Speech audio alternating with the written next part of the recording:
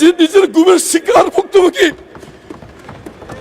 যে প্রধানমন্ত্রী নিজের টর্চারের শিকার, তারা কেমন করে এই আইন বাতিলের পরামর্শ দেয়? মাননীয় স্পিকার, আমাদের ভুক্তভোগীদের পক্ষ থেকে আমাদের আবেদন, যদি সরকার কোনো পরিশোধিত করতে চায় এই আইনটিকে আগে অনুমোদন দিয়ে আইনের রূপান্তরিত করুক, পরে সংশোধনী বিল এনে তাকে সংশোধনী করা হোক।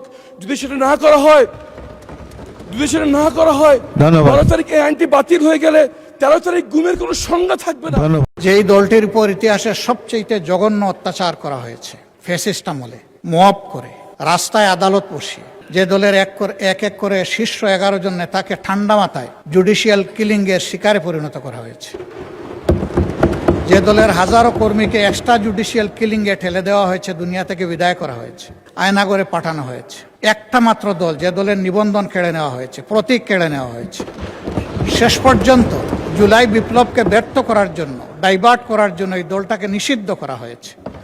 সেই দলের উপরে যদি এই ধরনের অপবাদ দেওয়া হয়, তা হবে এই সংসদের জন্য একটা লজ্জার ব্যাপার। আসসালামু আলাইকুম রহমতুল্লাহ। সুপ্রিয় দর্শক, এবার সংসদে নিজের গুমের কাহিনী তুলে ধরেছেন এবং সংসদের সবাইকে কাঁদিয়েছেন, পুরো বাংলাদেশকে কাঁদিয়েছেন মীর কাসিম আলীর সুযোগ্য পুত্র ব্যারিস্টার আরমান।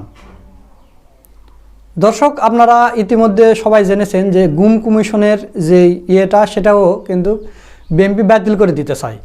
এই কারণে ব্যারিস্টার আরমান বলেছেন যে দলের প্রধানমন্ত্রী পর্যন্ত নির্যাতনের শিকার, তারা কিভাবে এটা বাতিল করতে চায়। আপনারা ইতিমধ্যে জেনেছেন যে গণভোট তারা বাতিল চায়, 31 দফা পুরাটাই তারা যে দফাগুলো দিয়েছিল সবগুলোই তারা বাতিল চায়। তার মধ্যে এই গুম কমিশনের এটাও আছে। এই কারণেই সংসদে গিয়ে গুমের কাহিনী তুলে ধরছেন ব্যারিস্টার আরমান। তো দর্শক, ব্যারিস্টার আরমান কি বলেছেন আপনারা স্ক্রিনে দেখতে পাচ্ছেন। তিনি বলছেন যে দল নিজেই গুমের ভুক্তভোগী, যে প্রধানমন্ত্রী নির্যাতনের শিকার, তারা কিভাবে গুম প্রতিকার ও প্রতিরোধ এবং মানবাধিকার কমিশন আইন বাতিলের পরামর্শ দেন। তো দর্শক, এটাই হচ্ছে আল্লাহ তাআলার খেলা। দেখেন, 8 বছর আয়নাঘরে, অন্ধকার আয়নাঘর থেকে এসে এখন সংসদে তিনি বক্তব্য দিচ্ছেন। তো দর্শক, এখন আপনাদের এই বক্তব্যটা শোনাবো, এরপর আমিরে জামাতের একটা বক্তব্য শোনাবো। তো চলুন আমরা ব্যারিস্টার আরমানের বক্তব্যটা আগে শুনে আসি।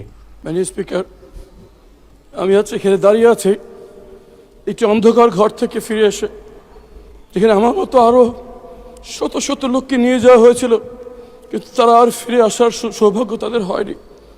তাদের পক্ষ থেকে, তাদের পরিবারের পক্ষ থেকে একটি বিশেষ বিষয়ে আপনার দৃষ্টি আকর্ষণ, এই মহান সংসদের দৃষ্টি আকর্ষণ করতে যাচ্ছে। আমরা যারা গুমের শিকার, সে অন্ধকার ঘরে আমরা মৃত্যুর প্রহর গুনছিলাম।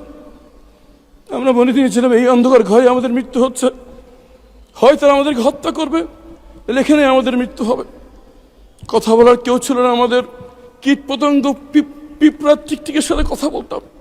বাইরে বুঝতে পারতেন না বাইরে কি দিন না রাত। মনে হতো জীবন্ত কবর দিয়ে দেওয়া হয়েছে। মনে হতো যে মৃত্যুর থেকে 1000 গুণ ভালো। মনে করতাম যে আজকে রাতে হয়তো হত্যা করা হবে। এভাবে মৃত্যুর প্রহর যখন গুনছিলাম, একদিন রাতে ট্রেনে হিসছে যখন আমাকে সেখান থেকে বের করছে, আমি ধরে নিয়েছি এখন আমাকে হত্যা করা হচ্ছে। আমি সূরা ইয়াসিন পড়া শুরু করলাম যাতে মৃত্যুটা সহজ হয়, কিন্তু পরে জানতে পারলাম কিছু বাচ্চা ছেলে মেয়ের জীবন দিয়ে, চোখ হারিয়ে, পা হারিয়ে, ফ্যাসিবাদকে বিতাড়িত করে আমাদেরকে আবার দুনিয়ার আলো দেখার সুযোগ করে দিয়েছে। মাননীয় স্পিকার, এই সংসদকে যদি বলতে হয় তাহলে বলতে হবে মুসলিমদের মিলন মেলা। এখানে এমন একজন কেউ পাওয়া যাবে না যে গত ফ্যাসিস্ট আমলে জুলুমের শিকার হয়নি।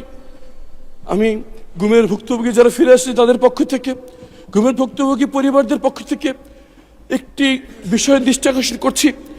আমরা স্তম্ভিত হয়ে লক্ষ্য করছি আমাদের সাথে যা করা হয়েছে, এই জুলুম যদি এই বাংলার মাটিতে আর কোনোদিন না হয়, সেই নিশ্চিত করার জন্য যে 2টি আইন করা হয়েছিল, গুম প্রতিকার এবং প্রতিরোধ আইন এবং মানবাধিকার কমিশন আইন, বিশেষ কমিটি এই আইনগুলো বাতিলের সুপারিশ করেছে। মাননীয় স্পিকার, কেমন করে যে নিজের গুমের শিকার ভুক্তভোগী,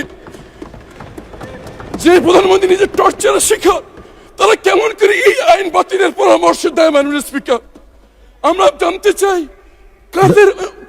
ধন্যবাদ মাননীয় স্পিকার। শুধু একটি কথা বলে শেষ করছি। আমাদের ভুক্তভোগীদের পক্ষ থেকে আমাদের আবেদন, যদি সরকার কোনো পরিশোধিত করতে চায় এই আইনটিকে আগে অনুমোদন দিয়ে আইনের রূপান্তরিত করুক, পরে সংশোধনী বিল এনে তাকে সংশোধনী করা হোক। যদি সেটা না করা হয় বিবেচনা না করা হয়, ধন্যবাদ। 12 তারিখ এই আইনটি বাতিল হয়ে গেলে 13 তারিখ গুমের কোনো সংজ্ঞা থাকবে না। সুপ্রিয় দর্শক, আপনারা মীর কাসিম আলীর সুযোগ্য পুত্র ব্যারিস্টার আরমানের বক্তব্যটা শুনলেন।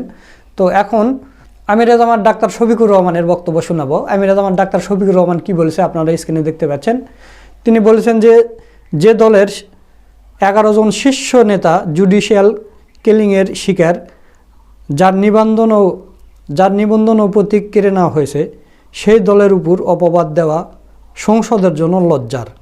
জামাতে ইসলামের শীর্ষ 11 জন নেতাকে ফাঁসি দেওয়া হয়েছে এবং হাসিনা পালিয়ে যাওয়ার কয়েকদিন আগে, একদিন নাকি 2 দিন আগে জামাতে ইসলামের নিবন্ধন বাতিল করেছিল।